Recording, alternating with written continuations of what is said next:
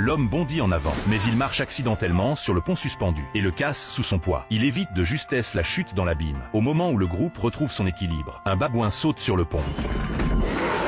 Puis toute une horde de babouins surgit de la montagne et les encercle rapidement. Le groupe s'enfuit à toute vitesse, poursuivi par les babouins déchaînés. Alors que les babouins sont sur le point de les rattraper, Lena prend un mauvais virage. Elle se retourne et découvre un babouin juste devant elle. Avant qu'elle ne puisse se défendre, le babouin la projette dans le vide. Ella panique, mais elle aussi est prise pour cible. Dans un geste désespéré, elle se jette vers Jacques, mais ne parvient pas à l'atteindre.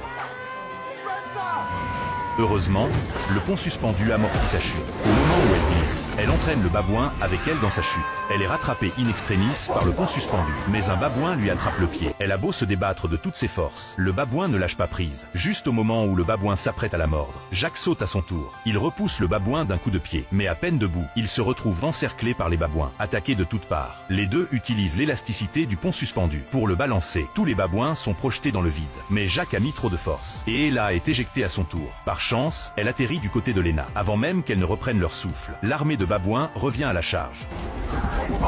Ne voyant aucune issue, les deux se lancent dans les airs et s'agrippent au pont suspendu brisé. Ils propulsent Ella de l'autre côté.